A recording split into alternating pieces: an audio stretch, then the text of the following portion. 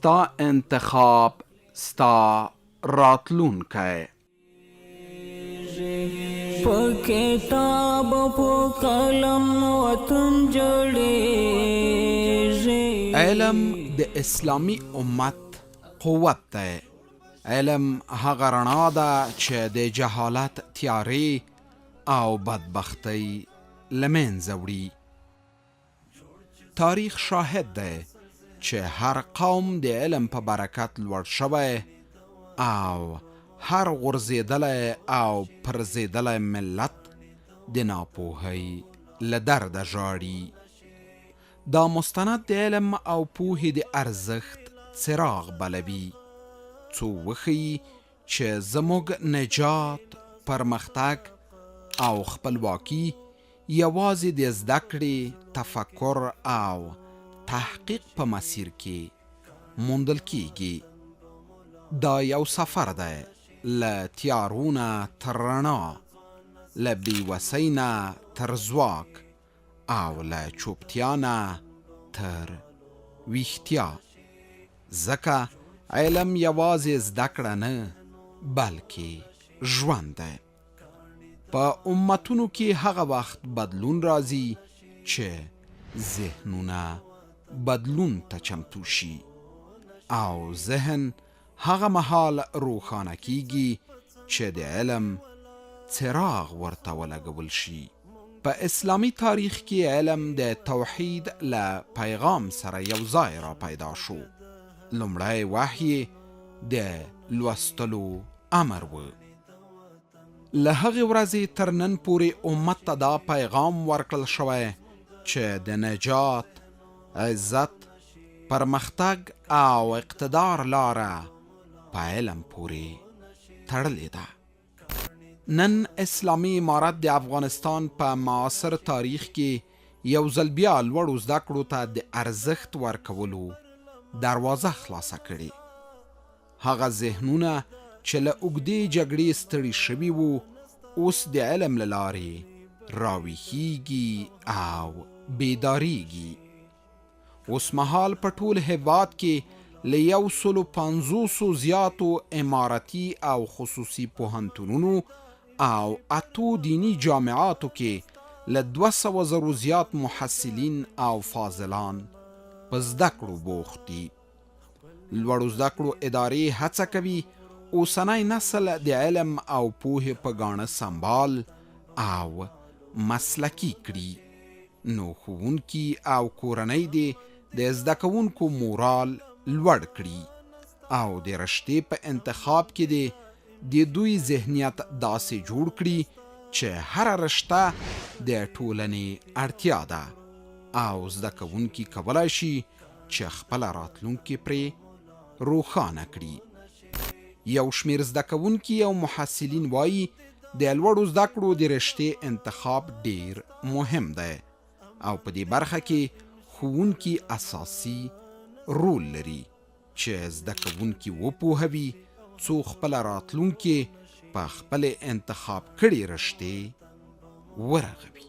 اساتید باید شاگردان را در هنگام رشد استعدادهایشان باید همکاری کنند، ابتدا استعدادهایشان را کشف کنند، بعد از او در راستای انکشاف استعدادهایشان اساتید باید خیلی امراشان کمک کنند. مونږ محترم ښوونکي تل مونږ ته دا ښې ویناوې راکوي چې ته چې په چی پوهېږې هغه ووایه، یعنې هر چی چې ته لاس مه اچوه بیا مطلب بیا نه ورته رسېږې هم، نو خیلی ویناوی را که خونکی. معلم خیلی رول اساسی دارد به خاطر ذهنیت دادن به این که شاگرد بتانه به یک طرف سوق بده. د ښوونځي ځینې ښوونکي باور لري چې د ښوونځي په مهال ښوونکي باید زده کوونکو سره د رشتې په انتخاب کې مرسته وکړي، ځکه دوی پوهیږي چې کوم زده کوونکی د کومې رشتې وړتیا او علاقه ورسره لري. دوی وایي د زده کوونکي راتلونکي شخصیت په جوړونه کې ښوونکي مهم رول لري. استاد کوشش بکنه در هر رشته‌ای که اینمی شاگرد توانایی خوب داشته باشه در اون رشته را تشویق بکنه و بگه که در آینده شما اینمی رشته را باید انتخاب بکنه. پس رول بسیار اساسی را در اینجا استاد داره، من حیث ازی که تدریس میکنه پالوی ازی شما شاگردان را معرفی بکنه که شما در آینده میتونید کدام رشته را انتخاب بکنید. خود علاقه‌مندی شاگرد است که شاگرد در کدام مضمون علاقه دارد، کدام بخش علاقه دارد و نظر به علاقه خودش ما استادا و مستوی شاگرد دیده میتونیم که تا چی اندازه نمره برده میتوند. از طرف ما برشون توصیه میشد که شما اگر علاقه به طب دارین، به انجینری دارین، باید کدام موضوعات شما خوبتر و بهتر بفهمید. روزانه از 4 یا 15 دقیقه 2 دقیقه یا 1 دقیقه انگیزه ورکوم چې تاسو کوشش او هڅه په دې کې وکړئ چې ځان راتلونکي کې د ځان نه یو شخصیت جوړ کړئ. د ښوونځي ځینې زده کوونکي وایي مور او پلار باید خپل اولادونه د رشتې انتخاب کې خپل استعداد او خپلې خوښې ته پرېږدي. والدین همراهشان همکاری کنه، اونا را باید در او راستا تشویق کنه، حمایت کنه تا اینکه به هر رشته‌ای که فرزندشان علاقه‌مند است در اونجا کامیاب شوند. پلارونو نام دا هیله ده چې خپل اولادو ته دوی په خوښه هغه باندې وکړي، لکه چې دوی کله مکتب ته داخلوي د اول صنف نه د 12 صنف پورې دوی باید په دې پوه شي چې زما د اولاد په چیش کې استعداد لري، دوی باید تعقیب کړي چې چی شی باید ووایي او خپلې خوښې ته یې پرېږدي. هر مور پلار مکلف دی چې خپل زوی ته یا خپل زوی ته حق ورکړي، مثلا د هغه خوښې رشته ووایي. د پوهنتون محصلین بیا میندو او پلرونو ته د اولادونو هڅونې مشوره ورکوي څو اولادونه یې لوړو زده کړو کې رشته په خپله خوښه انتخاب کړي. تقاضای ما از فامیلایی است که بیاین یک بار میزان تقاضای طفل خود و تقاضای جوان خود ببینن که کدام رشته را دوست دارن، نظر به تقاضای از یا کوشش کنن که امو زمینه سازی برای از رشته بسازن، فهم و درک خوب داشته باشن از یک رشته. ببینیم ما خیلی رشته ها داریم، اما ما کوشش کنیم به رشته هایی را که روی عملکرد یک جوان ما و روی استعداد جوان ما ختم میشه و میتونه خیلی به جایگاه بلند برسه انتخاب کنن. د کورنیو له لوري دوه ډوله هڅونې دي زده کوونکو لپاره تر څو په راتلونکي کې خپله څانګه انتخاب کړي. یو د مکتب له لومړیو نه وي چې هغه ډېره اغېزمنه تمامیږي، هغه که چېرته توانایي د هغه څانګې ونه لري هم دی کرار خپل ذهن عیاروي او چمتو کېږي ورته تر څو په راتلونکي کې همغه مربوطه رشتې یا څانګې ته لاړ شي. دویم د کانکور د رارسېدو په وخت کې یا د 10 11 12 دې وختونو کې هڅونه ده چې دا هڅونه نسبت هغه لومړنیو وختونو هڅونې ته کم ارزښته ده، ټیټه ده او عمره ګټوره نه راځي لکه څنګه چې لومړی څخه شاګرد وهڅول سي. ښوونکي وایي چې والدین دې اولادونه خپل انتخاب ته پرېږدي، د دې لپاره دې ازادي ورکړي او خپله غوښتنه دې پرې نه تحمیلوي، ځکه چې پرمختګ نشي کولی او هغه رشته هم سرته نشي رسولی. مشوره ما با پدر و مادرم این است که یکی خو شاگردی که یا پسرشان به هر رشته‌ای که علاقمند است بگذارند که اونو امو رشته را انتخاب بکنه و دیگه تحمیل نسازند بالایشان که حتما تو باید اینمی رشته را بخونی. ببینند که امی فرزندشان چقدر توانایی را داره، کدام رشته را خوب توانیش در رشته را داره و کدام پیش برده میتونه بانند امو رشته را انتخاب بکنه. اگر ما مسئولیت‌ها رو تقسیم کنیم به سطح 25ش مربوط به استاد میشه، 25 مربوط به والدین میشه و 50% مربوط به شاگردای میشه که قرار رشته را انتخاب بکنن. ببینید ما مسئولیت 25% ما این است که ما شاگرد یک انالایز بکنیم، ببینیم که در کدام سویه هستن که این ما همیشه نه تنها ما تمام استادا همین کارا میکنن و روزانه شاگردا را ارزیابی میکنیم، به اساس ارزیابی حتی ما برشان نمره تعیین میکنیم و بعد ما میتونیم که به شاگردا بگوییم که شما در کدام فیصدی شما قرار دارین، شما میتونید کدام رشته را انتخاب بکنید. زما هیله د ټولو کورنۍ میندو پلرونو دادي چې هغوی په انتخاب کې په رشته کې د اول نه باید ډیر فکر ونیسي، خلکو سره که دوی خپله نه پوهېږي استادانو سره راهنماګان دي، راهنماګانو سره د دوی سره باید مشورې وکړي چې زما زوی باید کومه رشته کومه مضمون ځان ته انتخاب کې، کوم پنځی ځان ته انتخاب کې چې دی وکولی شي چې هم ځان دپاره هم کورنۍ دپاره او هم د ویران هېواد دپاره په راتلونکي کې هغه مثبت واقع شي.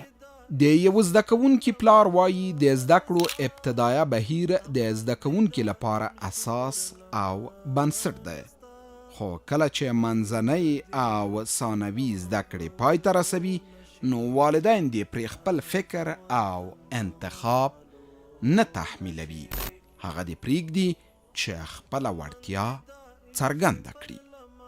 دوره ابتدایی شاگرد یک ایدیا برش دادن است، بعد از اون دوره متوسط است، بعد از اون دوره ثانوی است که خلاص میشه. در دوره اکادمیک خود شاگرد مسئولیتش است که خودش رشته خود تعیین کند، توانایی خود ببیند. در اونجا نقش باید والدین همه چیز بالای جوان تعمیل نسازد. د یو بل زده کوونکي پلار وایي پلارونه او میندې دې په خپلو اولادونو ډیر فشار نه راوړي، د دې پر ځای دې وهڅول شي هغه رشتې ته چې دوی ورسره علاقه لري، څو خپل هیواد او ولس ته بې دریغه خدمت وکړای شي. پدرها باید سر اولاد خود فشار نبیاره که اینمی رشته را خامخواه هر رقم هر قسمه که میشه شما اینمی رشته را بیاموزین و پیش ببرین. باید استعدادهایشان دریابند که به کدام رشته علاقه دارن، اونمو رشته و علاقهش لبک گفته بتونن که مصدر خدمت به وطن خوش شوند.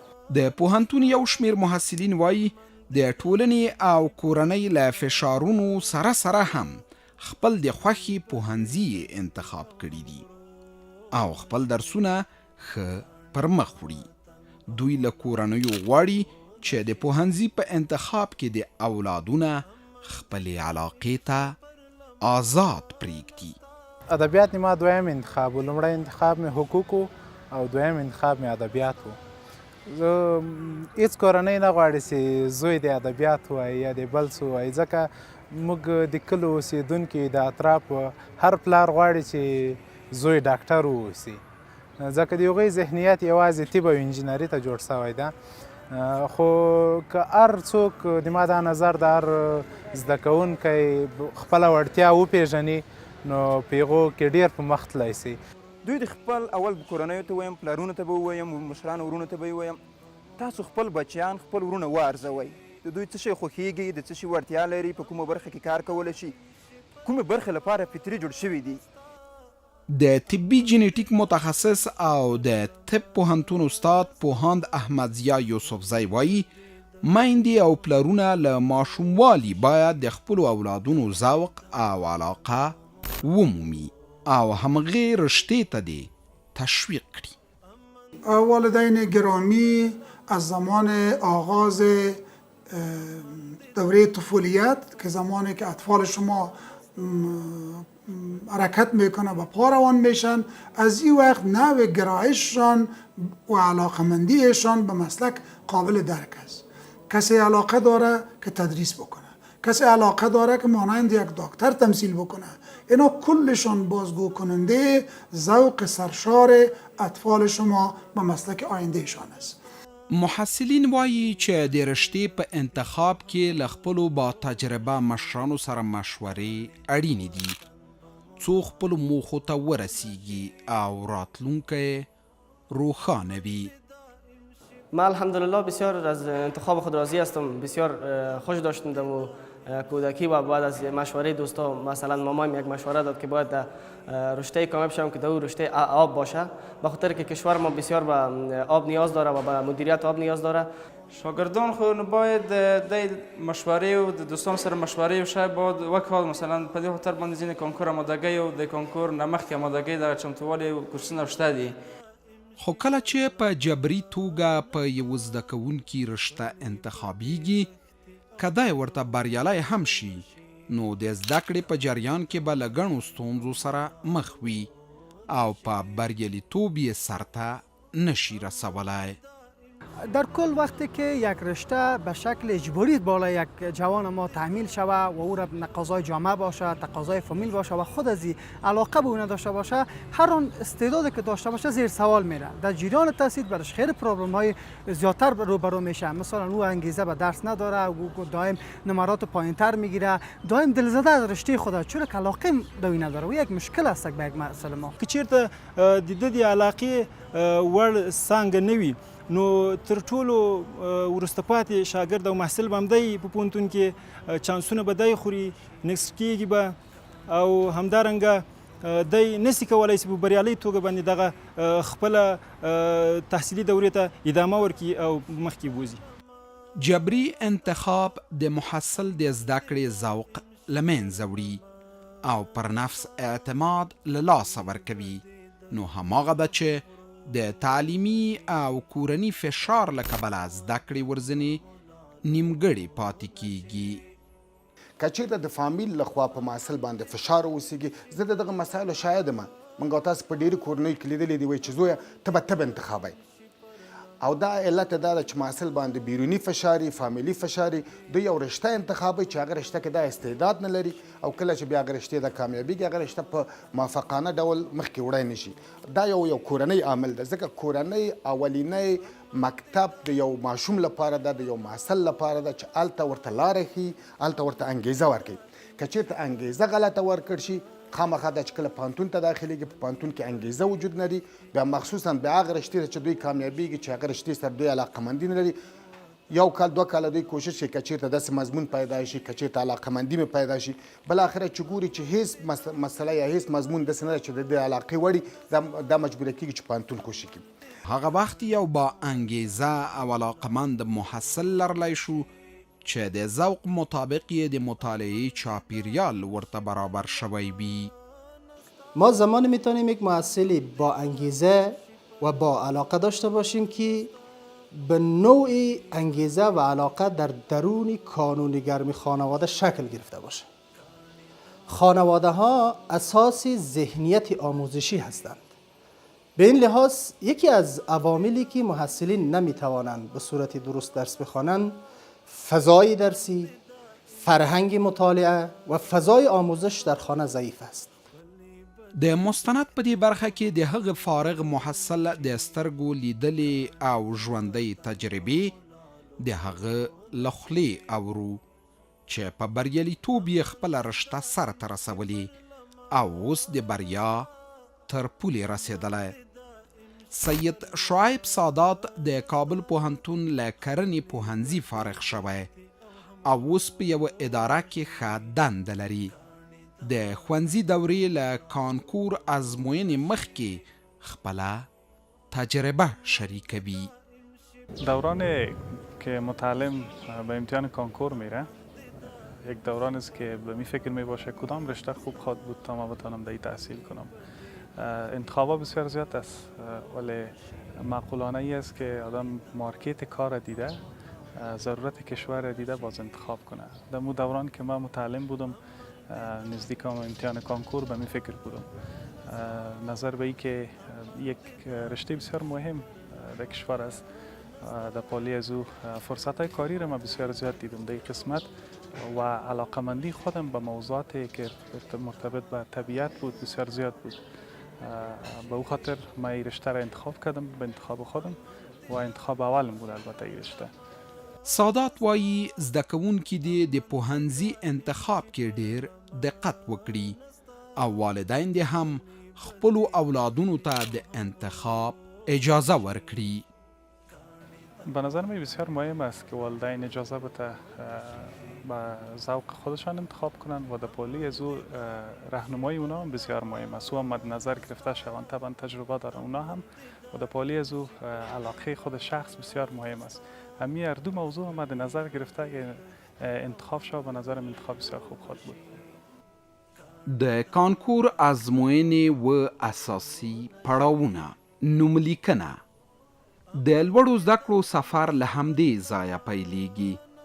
د ازموینو ملي اداره هر کال د نوملیکنې فورمونه د ولایتي او مرکزي استازو په واسطه د هېواد ټولو ښوونځیو ته استوي دغه فورمونه د ښوونځیو مسؤلینو ته سپارل کیږي او ټولو د 12م ټولګي فارغانو ته چې غواړي په کانکور کې ګډون وکړي ویشل کیږي. په ښوونځیو کې د ښوونکو لخوا زده کوونکو ته د فورم ډکولو په اړه لازم معلومات ورکول کیږي. د نوملیکنې له بشپړېدو او د ښوونځي له تایید وروسته د ازموینو ملي ادارې ته راوړل کیږي او بیا دا اسناد په سیستم کې د ثبت لپاره د معلوماتو د ثبت آمریت ته ورکول کیږي. د شمولیت کارت د نوملیکنې له بشپړېدو وروسته زده کوونکي ته یو شمولیت کارت ورکول کیږي. دا کارت د کانکور د رسمي ګډون نښه ده. زده کوونکی د شمولیت کارت ترلاسه کوي. هلته عکس، نوم، د پلار نوم، ولایت او د ازموینې مرکز لیکل شوی وي. په دې کارت کې د زده کوونکي کوډ، د ازموینې ځای، نیټه او د رشتې انتخاب کوډونه لیکل شوي وي. هر زده کوونکی باید دا کارت د ازموینې په ورځ له ځان سره ولري. بایومتریک معلومات د شفافیت او امنیت لپاره د کانکور پروسه د بایومتریک معلوماتو له ثبت سره لا نوره معیاري شوې ده. یو زده کوونکی د ګوتې نښه ورکوي. بایومتریک سیستم عکس اخلي. سیستم ته نوم او کوډ داخلیږي. دا کار د دې لپاره دی چې څوک د بل چا پر ځای ازموینه ورنکړي او د جعل مخنیوی وشي. د رشتې کوډ زده کوونکی باید له ازموینې مخکې خپل د خوښې پوهنځیو کوډونه وټاکي. دا کوډونه د دوی د راتلونکي تحصیلي مسیر تصمیم نیسي. یو زده کوونکی د کوډونو جدول ته ګوري. 15 د خوښې رشتې انتخابوي او د شمولیت فورم ډکوي. هر پوهنتون او پوهنځی ځانګړی کوډ لري. زده کوونکي باید دا کوډونه سم او دقیق ولیکي ځکه د کانکور سیستم د ازموینې له پای ته رسیدو وروسته د نمرې او کوډونو پر بنسټ د قبولېدو رشته ټاکي. د پوښتنو پاڼه او دا ده د ازموینې ورځ. زده کوونکي خپلو څوکیو ته ورځي. د پوښتنو پاڼه ترلاسه کوي. دا پاڼه د دوی پوهه، تیاری او آرمانونه سنجوي. د ځوابونو پاڼه زده کوونکي باید د پوښتنو ځوابونه په ځانګړې ځواب پاڼه کې نښه کړي. دا پاڼه ماشیني سیستم لولي نو سم ډکول یې خورا مهم دي. د کانکور پایلې وروسته له څو اونیو سیستم د ازموینو ارزونه کوي. بیا د زده کوونکو پایلې اعلانیږي. دا هغه ورځ ده چې د زرګونو ځوانانو راتلونکی ټاکي. کانکور یوازې یوه ازموینه نه ده.